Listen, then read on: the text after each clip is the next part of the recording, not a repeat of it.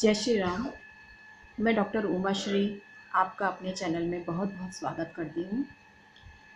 आज मैं चर्चा कर रही हूँ विवाह योग्य युवतियों के बारे में। आप विवाह की बातचीत कब करें, कब लड़के वालों को घर बुलाएं या लड़की वालों को घर बुलाएं, किन किन बातों का आप ध्यान रखें, आज के वीडियो में मैं आपको ये बताने जा रही हूँ। हमारे मन को जो नियंत्रित करता है वो चंद्रमा है। चंद्रमा को मन का कारक कहा गया है। तो हमारा मन किसी दिन बहुत खुश होता है, किसी दिन बहुत उदास होता है। ये सब कुछ चंद्रमा की वजह से होता है। मुहूर्त का प्राण तत्व होता है चंद्रमा।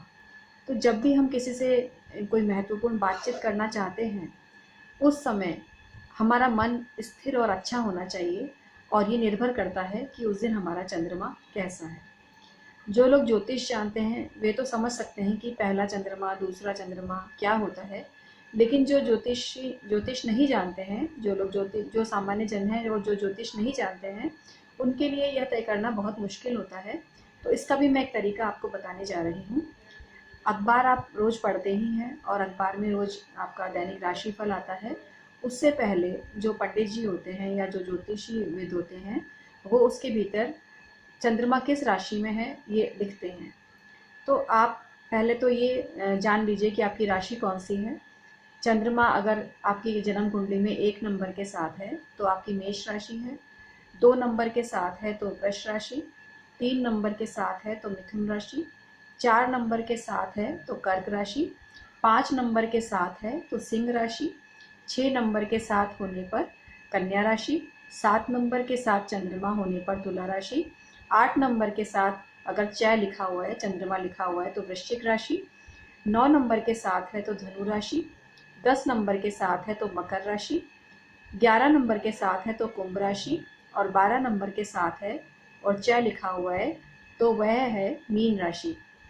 तो अगर चंद्रमा अखबार में जैसा कि आप पढ़ेंगे और लिखा होगा, मान लीजिए किसी की मेष राशि है, मतलब 1 नंबर में चंद्रमा है, और उस दिन अखबार में भी लिखा हुआ है कि चंद्रमा आज मेष राशि में, तो इसका मतलब है कि मेष राशि के जातक के लिए उस दिन वह पहला चंद्रमा होगा। जो आपकी राशि है और गोचर में भी, मतलब ट्रांजिट में भी चंद्रमा उसी राशि में हो, तो वह आपका पहला चंद्रमा कहलाएगा। मेष राशि की बात कर रही हूँ मैं। और वृषभ राशि के लिए वह चंद्रमा 12वां हो जाएगा। 12वां चंद्रमा हो जाएगा, मतलब एक राशि पीछे हो जाएगा तो 12वां चंद्रमा हो जाएगा। मिथुन राशि के लिए 11वां हो जाएगा। इस तरह से आप काउंट कर सकते हैं कि चंद्रमा आपका कौन सा है। अब चंद्रमा कौन सा शुभ होता है ये देखने की बात है। चंद्रमा जो पहला होता है बहुत ही शुभ होता है, तीसरा चंद्रमा बहुत ही शुभ होता है, छठा चंद्रमा कार्य की सिद्धि करता है, बहुत ही बढ़िया होता है, 7वां चंद्रमा बहुत अच्छा होता है, 10वां भी ठीक होता है, 11वां बहुत ही उत्तम होता है।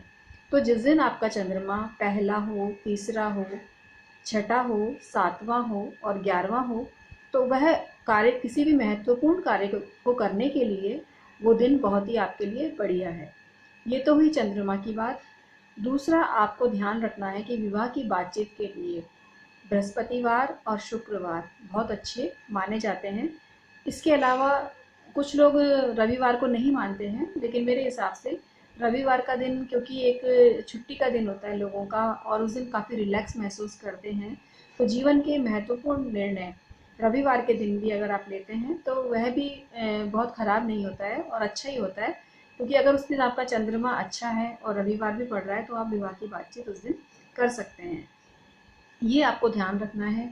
इसके अलावा आप जो है, सबसे महत्वपूर्ण बात जो आपको ध्यान रखनी है कि विवाह की बातचीत या कोई भी महत्वपूर्ण कार्य राहु काल में ना करें।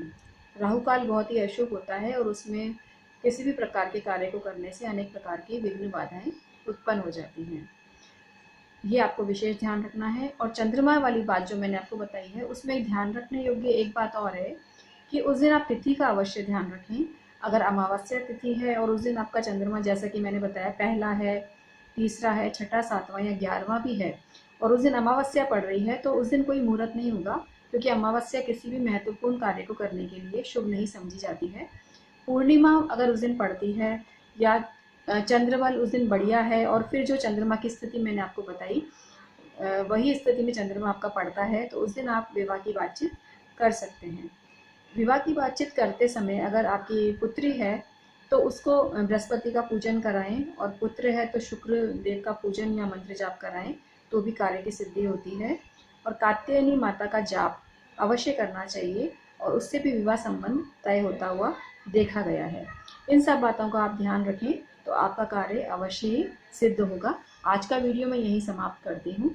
तब तक के लिए जय श्री राम, नमस्कार।